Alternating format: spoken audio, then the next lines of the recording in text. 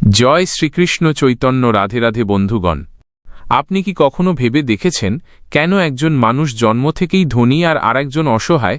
কেন কেউ বা জন্ম থেকেই অন্ধ, দুর্বল বা অসুস্থ? এ কি শুধু ভাগ্য, নাকি এর পিছনে লুকিয়ে আছে এক মহাজাগতিক ন্যায় বিচার? শ্রীমদ্ ভগবদ্গীতা বলছে, সৃষ্টিকর্তা কাউকে শাস্তি দেন না, আপনি আপনার নিয়তি তৈরি করেছেন। আপনার অতীত কর্ম যা লুকিয়ে আছে আপনার অন্তরে, তাই নির্ধারণ করে আপনার বর্তমান শরীর, আপনার ধন সম্পদ, এমনকি আপনার রোগ যন্ত্রণা।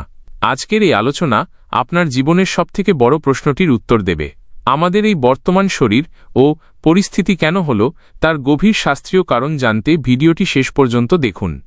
নিত্যবাণী চ্যানেলটিতে নতুন হলে অবশ্যই ভিডিওটিতে লাইক করে চ্যানেলটি সাবস্ক্রাইব করে দেবেন এবং আপনার বন্ধু বান্ধব পরিবারের সকলের কাছে ভিডিওটি শেয়ার করে দিবেন, যেন সকলে এই অমূল্য জ্ঞান প্রাপ্ত করতে পারে। এবং আপনার যদি কিছু জানার থাকে অবশ্যই আমাকে কমেন্ট করে বলতে পারেন। চলো তাহলে আর কোনো দেরি না করে অমূল্য বাণী শুনি। মূল আলোচনা: মানুষের জন্মগত বৈষম্য কেন হয়, কর্মফল, গুণত্রয় ও পূর্বজন্মের ভূমিকা। কর্মফলের অলঙ্ঘনীয় বিধান।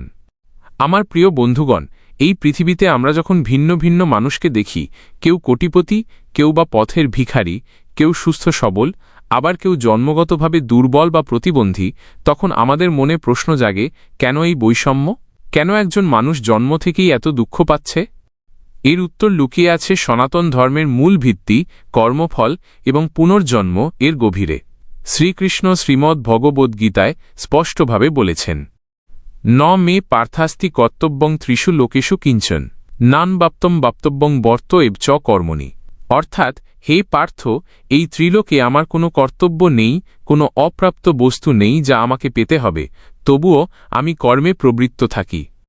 শ্রীকৃষ্ণ যখন কোনো কর্মের ফল দ্বারা আবদ্ধ হন না, তখন আমাদের মতো সাধারণ মানুষও শুধুমাত্র তাঁর কৃপায় বা নিজের কর্মের ফলেই শুভ অশুভ ফল ভোগ করে।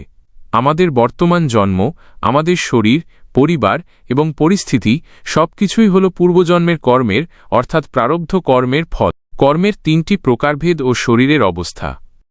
আমাদের জীবনে যত কিছু ঘটছে তার সবটাই তিন ধরনের কর্মের ফল। ক. সঞ্চিত কর্ম। এটি হল আমাদের সব জন্ম ধরে জমানো মোট কর্মফলের ভাণ্ডার, যেন ব্যাংকের সেভিংস অ্যাকাউন্ট। এই ভাণ্ডার থেকেই একটি অংশ আমরা এই জন্মে ভোগ করার জন্য নিয়ে আসি। এই সঞ্চিত কর্মের জন্যই আমরা জন্মগতভাবে মানুষ, পশু বা অন্য কোনো জনি লাভ করি। খ. প্রারব্ধ কর্ম। এটি হল সেই সঞ্চিত কর্মের একটি অংশ যা এই জন্মের জন্য বরাদ্দ হয়েছে। আপনার বর্তমান শরীর, আপনি কোনো পরিবারে জন্ম নেবেন, আপনি ধনী হবেন না গরিব, আপনি সুস্থ থাকবেন না অসুস্থ, এগুলো সবই প্রারব্ধ কর্মের নির্ধারণ করে। অন্ধ, কালা, বোবা, ল্যাংড়া, লুলা বা দুর্বল শরীর কেন হয়? পৌরাণিক শাস্ত্রে এর উল্লেখ আছে। যখন কোনো জীব পূর্বজন্মে অত্যন্ত জঘন্য পাপকর্ম করে, যেমন অন্যের ক্ষতি করা, সাধু বা গুরুজনদের অপমান করা, জীব হত্যা করা বা অন্যের অঙ্গহানি করা, তখন সেই পাপের ফলস্বরূপ তাকে এই জন্মে এমন শরীর দেওয়া হয় যা দিয়ে সে সেই পাপ পুনরায় করতে না পারে। উদাহরণস্বরূপ, যে ব্যক্তি পূর্বজন্মে জেনে শুনে সত্য কথা বলা থেকে বিরত থেকেছে বা মিথ্যা অপবাদ দিয়েছে, সে এই জন্মে বোবা হয়ে জন্ম নিতে পারে। যে ব্যক্তি অন্যের সম্পদ চুরি করেছে, সে ল্যাংড়া বা লুলা হতে পারে। এটি হল প্রকৃতির চরম ন্যায় বিচার, যেখানে আপনার শরীর আপনার পূর্বজন্মের পাপের শাস্তি ভোগ করে। গ. ক্রিয়মান কর্ম। ক্রিয়ামানা কার্মা বা আগামী কর্ম, আগামী কার্মা। এটি হল আপনি এই মুহূর্তে যে কর্মগুলো করছেন, এই কর্মগুলোর ফল ভবিষ্যতের সঞ্চিত কর্মে জমা হচ্ছে এবং পরবর্তী জন্মে আপনার নিয়তি নির্ধারণ করবে। এই কর্মই একমাত্র আপনার হাতে রয়েছে। 3 গুণের প্রভাব: ধনী, গরিব এবং মানসিক অবস্থা। শ্রীমদ্ ভগবদ্গীতার 14তম অধ্যায় শ্রীকৃষ্ণ সত্ত্ব, রজস, তমস এই 3 গুণের কথা বিস্তারিত বলেছেন। মানুষের মানসিকতা, ধন সম্পদ ও জ্ঞান এই গুণের দ্বারা নিয়ন্ত্রিত হয়।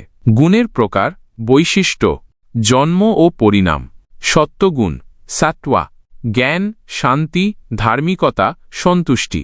এই গুণযুক্ত মানুষ সাধারণত জ্ঞানী, সাধু প্রকৃতির হন।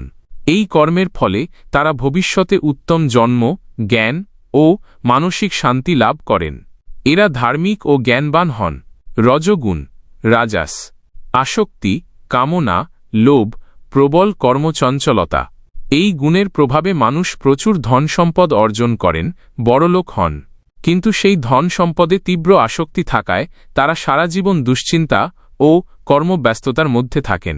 এরা কোটিপতি ও বড়লোক হন, কিন্তু অশান্তিতে ভোগেন। তমগুণ, তামাস, অজ্ঞান, অলসতা, মূর্খতা, প্রবৃত্তিহীনতা এই গুণের প্রভাবে মানুষ পাপকর্মে লিপ্ত হয়, নেশাগ্রস্ত হয়, মিথ্যা কথা বলে। তমগুণের ফলস্বরূপ তারা দারিদ্র্য, অসহায়তা, অসুস্থতা এবং জন্মগতভাবে দুর্বল ও মানসিক বিকারগ্রস্ত পাগল হন। এরা গরিব, অসহায়, দুর্বল এবং পাগল মাথা খারাপ হন। কোটিপতি মানুষ কেন হয়? এরা পূর্বজন্মে রজগুণে ভরপুর ছিলেন, প্রচুর সৎকর্ম, দান ধ্যান এবং কঠোর পরিশ্রম করেছেন। কিন্তু সেই কর্মের প্রতি ফল ভোগের তীব্র বাসনা ছিল, তাই এই জন্মে সেই ধন সম্পদ প্রাপ্তির ফল ভোগ করছেন। তবে অর্থের প্রতি আসক্তি থাকায় তারা কিন্তু শান্তি পান না। গরিব ও অসহায় মানুষ কেন হয়? এরা তমগুণের প্রভাবে পূর্বজন্মে দান ধ্যান করেননি, উল্টো অন্যের সম্পদ হরণ বা অপচয় করেছেন। প্রবল কৃপণতা, লোভ এবং নিষ্ক্রিয়তার ফলে তাদের বর্তমান প্রারব্ধ দারিদ্র্য ও অসহায়তার ফল দেয়। পাগল বা মানসিক বিকারগ্রস্ত কেন হয়? এটি চরম তমগুণ এবং পূর্বজন্মের গুরুতর পাপের ফল হতে পারে। যে ব্যক্তি অন্যের মনে অসহনীয় কষ্ট দিয়েছে বা প্রচণ্ডভাবে নেশাগ্রস্ত ছিল, তার চিত্ত এই জন্মে সুস্থতা লাভ করতে পারে না। তার প্রারব্ধ কর্ম তাকে এমন জন্ম দিয়েছে যেখানে তার মানসিক ভারসাম্য নষ্ট হয়েছে। মোক্ষ লাভের উপায়, কর্মের পরিবর্তন। আমার প্রিয় বন্ধুগণ, বর্তমান পরিস্থিতি আমাদের পূর্বজন্মের ফল হলেও ভবিষ্যতের নিয়ন্ত্রক কিন্তু আমরাই। আমরা আমাদের সঞ্চিত কর্ম পরিবর্তন করতে পারি না, কিন্তু এই মুহূর্তে যদি আমরা সঠিক পথে চলি তবে আমাদের ভবিষ্যতের ফল নিশ্চিতভাবে ভালো হবে। মোক্ষ লাভের 4টি স্তম্ভ। নিষ্কাম কর্মযোগ। শ্রীমদ্ ভগবদ্গীতার শিক্ষা, ফলের আশা না করে শুধু কর্তব্য করে যান। সকল কর্ম শ্রীকৃষ্ণকে অর্পণ করুন। কর্মণ্যেবাধিকারস্তে মা ফলেষু কদাচন। শ্রীমদ্ ভগবদ্গীতা 2:47। 2. সত্যগুণ বৃদ্ধি। নিয়মিত শাস্ত্র পাঠ করুন, সৎসঙ্গ করুন, দান করুন এবং সত্য বলুন। এতে আপনার তমগুণ ও রজগুণ কমবে এবং আপনি মানসিক শান্তি ও জ্ঞান লাভ করবেন। 3. ভগবানের নাম জপ। পাপকর্মের ফল থেকে মুক্তি পাওয়ার সবচেয়ে সহজ উপায় হল হরি নাম সংকীর্তন। হরে কৃষ্ণ মহামন্ত্র জপ করলে মনের সব মলিনতা দূর হয় এবং পূর্বের প্রারব্ধ কর্মের প্রভাব দুর্বল হয়ে যায়। 4. অসহায় সেবা। অসহায়, গরিব, দুর্বল ও প্রতিবন্ধী মানুষদের সেবা করা হল একটি উত্তম ক্রিয়মান কর্ম। মনে রাখবেন, তারা তাদের প্রারব্ধ ভোগ করছে, কিন্তু তাদের সেবা করার মাধ্যমে আপনি আপনার ভবিষ্যতের জন্য সত্যগুণ সঞ্চয় করছেন। উপসংহার: এই জগৎটি একটি বিদ্যালয়। আমরা সবাই এখানে এসেছি আমাদের কর্মফল ভোগ করতে এবং নতুন করে কর্ম করতে। আমাদের শরীর কেমন, সম্পদ কত, তা প্রারব্ধের বিষয়, কিন্তু আমরা এই জীবন কিভাবে যাপন করব তা আমাদের হাতে। তাই আপনার এই মানব জীবনকে নষ্ট করবেন না। পাপকর্ম থেকে বিরত থাকুন, ধার্মিক হন এবং আপনার অমূল্য জ্ঞান দিয়ে অন্যদের জীবন ধন্য করুন। ভিডিও সমাপ্তি। আজকে এই পর্যন্তই। সকলে ভালো থাকুন, সুস্থ থাকুন, পাপকর্ম থেকে বিরত থাকুন, রাধা কৃষ্ণকে ভালোবাসুন, সাধুগুরু বৈষ্ণবদের সম্মান করুন, অসহায় মানুষদের সেবা করুন। হরে কৃষ্ণ। রাধে রাধে।